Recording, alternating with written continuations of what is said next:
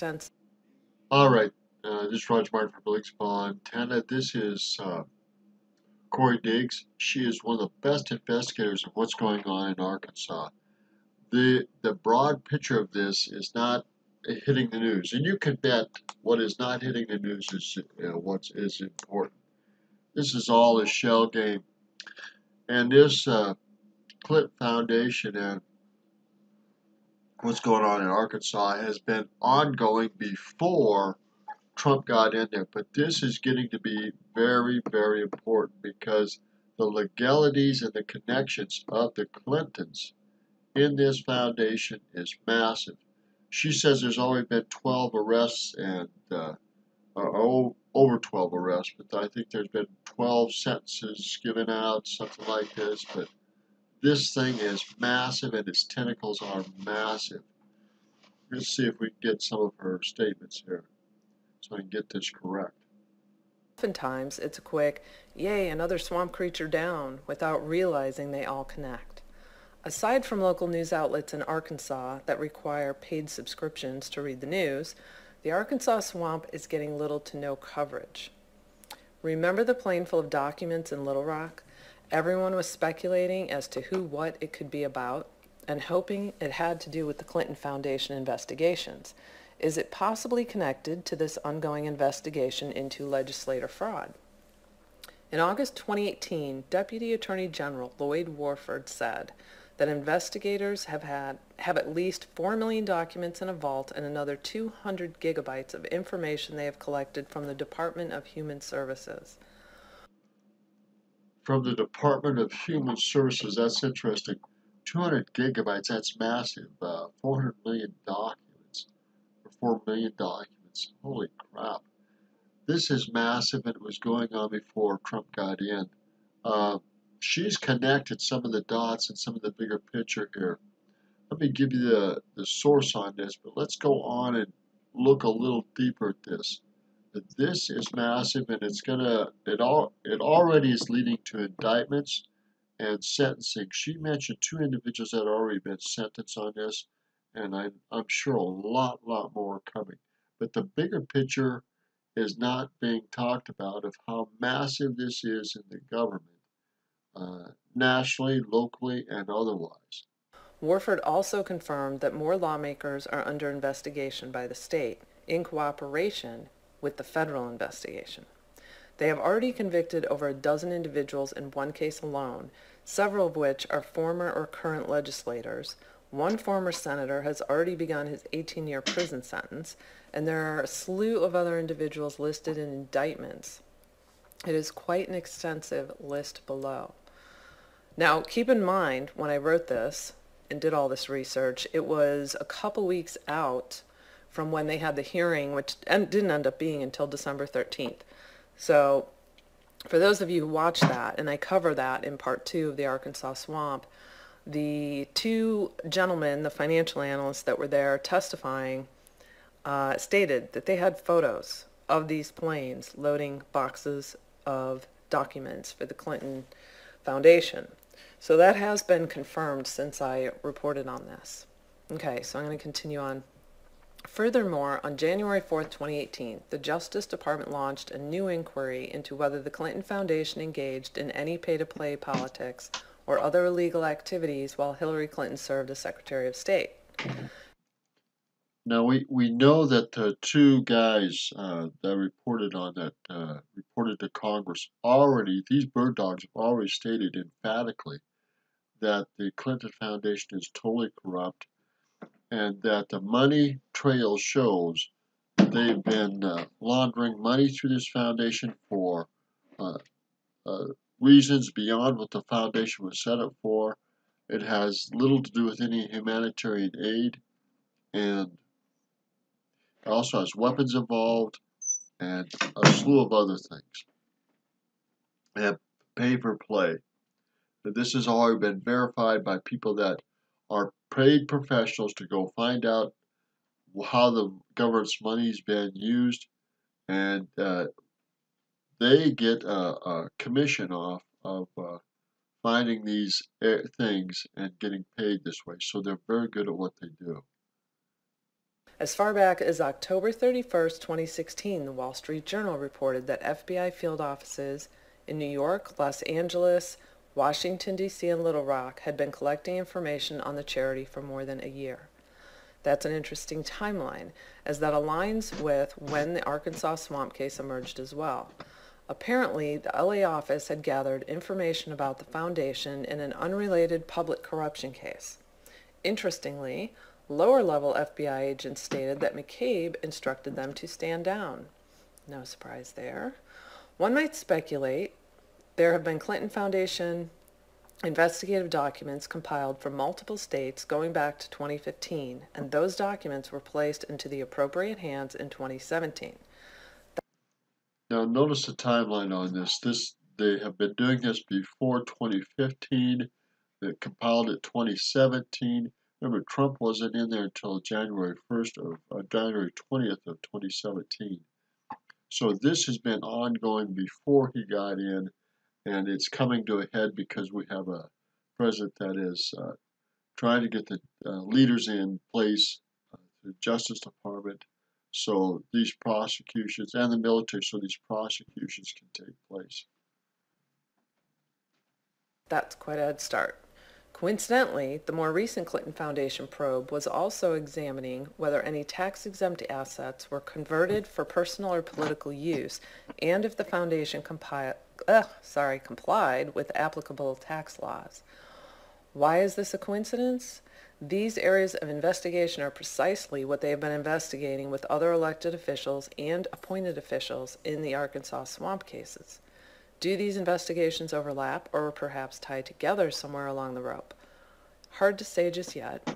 One thing is for certain, they are hunting webs. These are not single criminal indictments. They are going after the networks. What does this mean?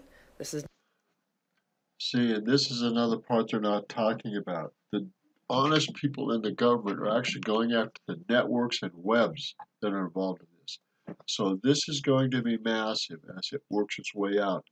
And it's going to be part of cleaning up the government, those that are fighting for cleaning it up, and those that are fighting to keep the elites running it.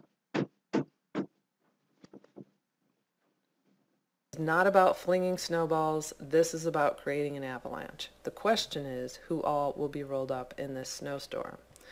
Now I get into the Clinton circling the drain and 5 reasons why, but since this has transpired already, because this was from late November, I'm gonna skip down. You can always go in and review all of this in the article here, but I do cover some of this in the update in part 2 anyway, so we will get to that.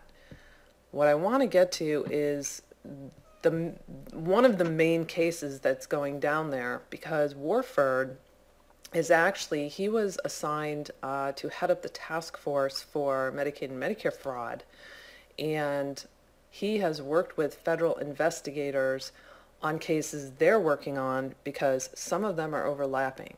So this is also tied into Medicaid and Medicare fraud. So I mean, this stuff is massive in its scope, but it's tied into other fraud in other situations, other corporations, other political leaders, locally and nationally. it's important to remember that when looking at all of this. Okay, so this main case here that involves a slew of people is a huge nonprofit healthcare scandal.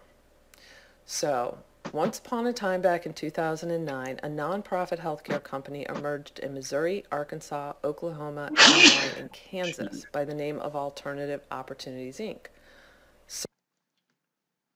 Now listen to that, and that's 2009.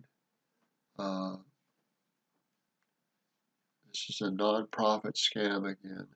Let's listen to And he has worked with federal investigators on cases they're working on because some of them are overlapping. So it's important to remember that when looking at all of this. Okay, so this main case here that involves a slew of people is a huge nonprofit healthcare scandal. So Once upon a time back in 2009, a nonprofit healthcare company emerged in Missouri, Arkansas, Oklahoma, Illinois, and Kansas by the name of Alternative Opportunities, Inc. Now remember, these elite groups are famous for creating these corporations and scamming people out of money and then having that money go to them and not what they're saying it's going to. They've done this again and again and again. This is a clear pattern of elite corruption and how they embezzle funds from unsuspecting individuals and corporations to feed their money appetite and their power appetite and not actually put the money towards where it's supposed to go in a humanitarian way. They've done this again and again. And so any humanitarian effort that's set up should be thoroughly looked at before you put any money in it because it could very well be set up to do something it's not portrayed to do. They've done this again and again. This is a very clear and common pattern with elite corruption and embezzlement of funds. Servicing those with mental and behavioral health issues, substance use, developmental disabilities, child welfare, medical services, and even employment services. They later merged with Preferred Family Healthcare in 2015. The executives behind both companies turned out to be quite the fraudsters, working with senators and lobbyists to benefit from legislation and to get away with tax scandals the IRS wouldn't flag. And the problem is you've got not only the politicians and corporations putting money into this, but you've got the IRS involved in this. They don't flag these things. So this is massive in its scope, and it's all these things are causing the government to fight against different parts of it and clean itself up, which is going to be a good thing. But this is going to be ongoing before Trump and after Trump, even after he's done in this next election and the next 6 years that he's in office.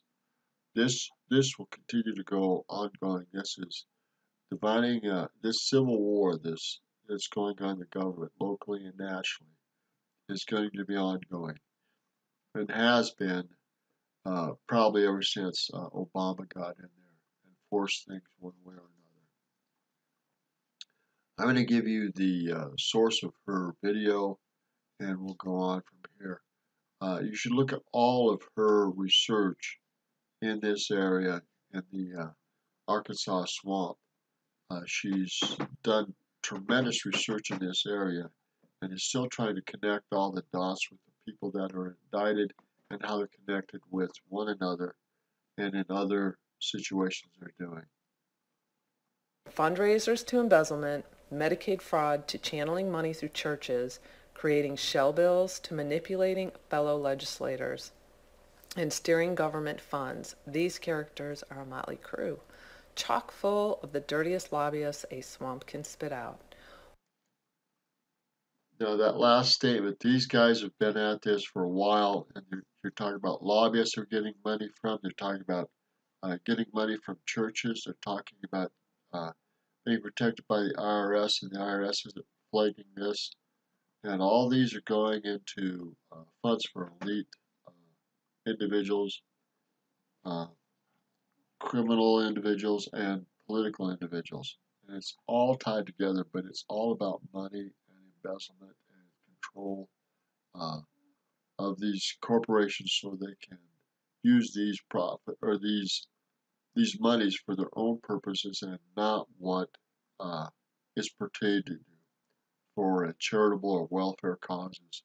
So they make this corporation that says, you know, we're going to help child, we're going to help with education, we're going to help with welfare, we're going to help with these social issues, and yet the money doesn't go there. It goes to them, and they get all this money pouring in from taxes, from these other organizations, from churches, from all these other places.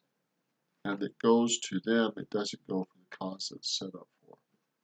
Another red flag, and all these nonprofits and corporations that do this, these entities that do this, should be thoroughly looked at and investigated. In time, they probably will be.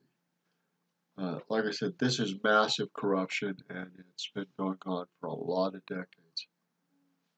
Again, there's Roger Martin from Billings, Montana. Take a look at Corey Diggs' investigation. She's wrote at least 3 or 4 articles on uh, this Arkansas swamp and the records that are coming out of there, evidently ever since 2005.